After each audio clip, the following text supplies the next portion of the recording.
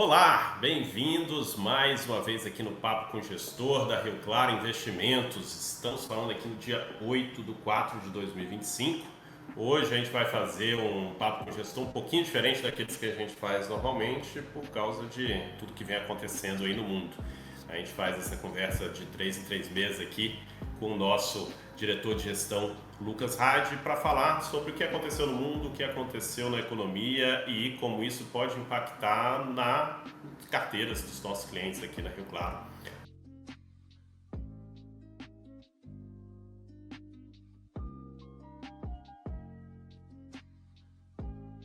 Antes de começar, quero avisar para todo mundo aí que está assistindo pelo YouTube para curtir, acompanhar os outros vídeos aqui do canal. Para você que é cliente da Rio Claro, também pode conversar com o seu planejador financeiro para poder colocar aqui as dúvidas que a gente pode resolver aqui ao longo dos próximos papos com o gestor e conversar um pouquinho sobre o mês de março de 2024 e também hoje, um pouco diferente, a gente vai falar sobre o começo do mês de abril de 2025, né, corrigindo, que foi bem conturbado. Rádio só agradecendo aí mais uma vez, já vou colocar aqui um pouquinho na tela para a gente começar a falar um pouco sobre como foi esse trimestre, para depois já passar a palavra para a gente falar o que é que está acontecendo no mundo agora. Mês passado a gente terminou ali com os índices aqui no Brasil bem otimistas, né? Depois de ter um 2024 bem ruim, o Bovespa subindo 8% no ano, estando ali na lista das melhores bolsas do ano, o dólar caiu bastante, depois a gente fechar o ano de 2024 nas alturas ali a 6,20, a bolsa americana já vinha caindo e aí tivemos a grande questão das tarifas que foram implementadas aí nessa semana pelo presidente Trump, surpreendendo ali os mercados, né? Esperávamos tarifas recíprocas que acabaram sendo baseadas numa conta bem diferente e geraram o pânico aí nos mercados, que vai ser muito do que a gente vai falar hoje, não só sobre o que aconteceu ao longo de todo o ano, quanto essa semana tão conturbada que tem gerado tanta apreensão no mercado financeiro global. E aí, já vamos falar um pouquinho o que foi esse mês de abril até agora, né, e como que esses índices mudaram desse final de março para essa primeira semana de abril. Isso aí, Jobim. A gente se sentiu na obrigação de falar um pouco a respeito do começo de abril, porque a história mudou demais, né? A gente olha aí no Ibovespa, por exemplo, os ganhos acumulados no ano caíram pela metade. Então a gente podia vir aqui e falar, poxa, o ano tá legal, estamos ganhando acima de 8% no Ibovespa, contar uma certa história. Isso já se tornou, de certa forma, uma mentira, né? Apesar da gente ainda estar no campo positivo. E lá no S&P a gente tem uma queda acumulada no ano de 14%. É muita coisa isso. E o que acontece, né? Já todo mundo sabia da questão do Trump, das tarifas, todo mundo já esperava, ou vinha tornando aí aos poucos, né, esperado, uma redução no comércio mundial, mas o que aconteceu ali foram algumas tarifas talvez um pouco acima do esperado, como por exemplo 34% para a China. Eu acho que é uma que merece muito destaque no nosso papo aqui. Imediatamente a gente já teve a segunda sangrenta, né, que o pessoal começou a chamar. Não sei se daqui a alguns meses ainda vão chamar assim, mas essa semana a gente está gravando isso aqui logo na segunda semana de abril, né, esse papo com o gestor. Então, como o pessoal chamou, a gente teve, inclusive, uma queda acentuada do S&P ontem, muito respondendo, porque todo mundo sabe que guerra de tarifas, né, que é o trade war, né, ou guerra comercial, é uma história que a gente já viveu no passado e a gente sabe que no final o grande perdedor é o comércio mundial. E aí não há vencedores. O que você tem no final são vencedores relativos. E aí, nesse caso, o Brasil até pode-se entender que se deu bem, porque a gente ficou com 10% de tarifas, uma das menores de todas. O entendimento de muitos especialistas é que o Trump está, na verdade, forçando a negociação. Né? Então, agora, ele mesmo falou, já mais de 50 países já nos ligaram e querem negociar. Então, que esperamos que seja assim, porque havendo a negociação ainda há espaço para haver melhora nesse cenário do ano corrente, que fica aquela coisa, né? Os Estados Unidos são os mercados para se correr na hora da segurança, mas no atual momento eles são o epicentro da crise. Então, daí um S&P caindo tanto, títulos americanos pagando prêmios cada vez menores, já precificando ali uma eventual desaceleração da economia ou uma recessão, e, portanto, né, a gente com uma taxa de juros americana, pelo menos a futura, que vem baixando. E aí, né, aí tá na tela, né, a gente vê essa queda, como que ela se deu forte aí. Juros, taxa de títulos americanos é sempre uma coisa muito, muito engraçada, porque você fica vendo a briga ali e você fica tentando entender que lado que vai ganhar. Porque você tem o lado da taxa de juros baixando, imaginando uma crise, e, portanto, os Estados Unidos tendo que baixar a sua taxa de referência, ao mesmo tempo que você tem uma força muito grande de demanda, porque todo mundo sai correndo para lá para comprar o ativo mais seguro do mundo, que é o título público americano. Então você ainda, né, tem um movimento contrário ali, que alta demanda gera uma alta procura, né? E aí você, acabando tendo aquela alta procura, o preço desse título ele pode se valorizar, o que é o contrário, né, do que a gente tem visto nesse momento. Mas, enfim, esse foi o movimento do Tesouro de 10 anos, e a gente tem também o movimento da Bolsa, não só americana, como as mundiais, onde o Brasil, nesse momento agora, até está numa posição de destaque, né? A gente está positivo enquanto várias bolsas mundiais estão negativas. Muito se deve a gente ter sofrido antecipadamente. No final do ano passado a gente sofreu muito com a questão do fiscal, muito com a relação a isso que eu comentei. Relativamente, o Brasil acaba saindo numa posição de vantagem pelo fato de termos sofrido aí uma das menores taxas de todas. E acho legal a gente mostrar o VIX, né? Muita gente não conhece, ele é o índice do medo.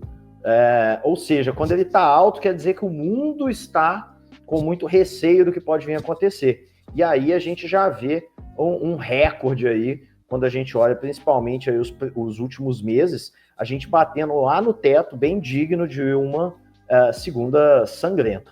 E aí, passando para o Brasil, a gente já tem uma visão de que os juros futuros caindo, ainda ligeiramente, mas já tendo um movimento de queda, exatamente nessa visão de que o Brasil sai um pouco beneficiado, tá? De novo, relativamente, porque não vai haver ganhadores exatamente nessa guerra tarifária se ela se concluir, mas você tem que lembrar que há um mercado que vai olhar muito para o Brasil nesse momento, porque você tem a União Europeia e a China sendo fortemente tarifadas, ou seja, tendo um comércio ali muito prejudicado. O Brasil, como é um grande player, principalmente na parte de commodities agrícolas, sai fortalecido, e a gente precisa lembrar que boa parte desses juros futuros elevados são devidos a um certo temor com relação à economia brasileira, né? Principalmente por causa das conversas a respeito de juros, de inflação elevada e a respeito de fiscal muito deturpado, né? Um fiscal aqui que a gente não vê uma medida sendo feita para controlar o nosso gasto, medida essa que eu acho que o mercado já consensuou que só vai vir em 2027, depois das eleições do ano que vem. Mas aí você tem, nesse momento, de um cenário extremamente negativo para o Brasil, talvez muito pelo interno, você tem um cenário externo que nos favorece, e, de novo, pelo menos no momento que a gente está conversando aqui. Isso porque a nossa inflação vem elevada, a gente teve uma inflação ali de fevereiro que foi o recorde dos últimos 20 anos, então, né, 1,23 por mês. Agora, em março, a gente tem ainda uma preliminar, né, que é o IPCA 15, de 0,64, também elevado, se a gente perceber, é o segundo maior mês dessa série que a gente está mostrando aí na tela para vocês. mas num momento em que o mundo está muito mais preocupado com as tarifas e nós acabamos ali recebendo uma tarifa bem menor.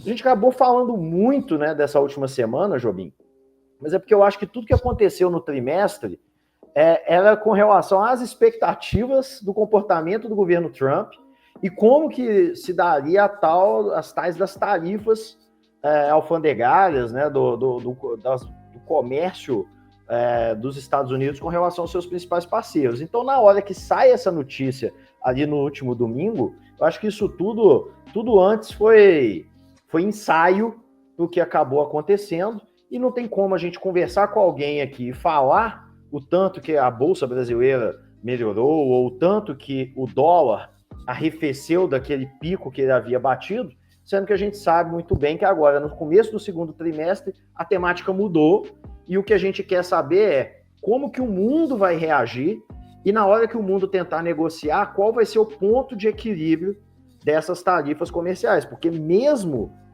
autoridades americanas, como por exemplo o próprio Fed, alertam com relação ao risco de uma desaceleração mundial fruto dessa política do presidente Trump.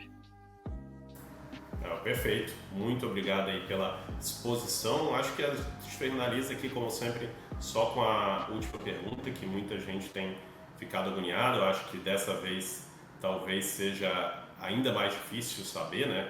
No meio da tempestade, no meio de toda a volatilidade que a gente está tendo no Brasil e no mundo, mas como que a gente aqui na Rio Claro vê daqui para frente, quais podem ser os problemas e as vantagens dentro de fato das carteiras dos nossos clientes, dos voluntários que a gente tem a partir daqui.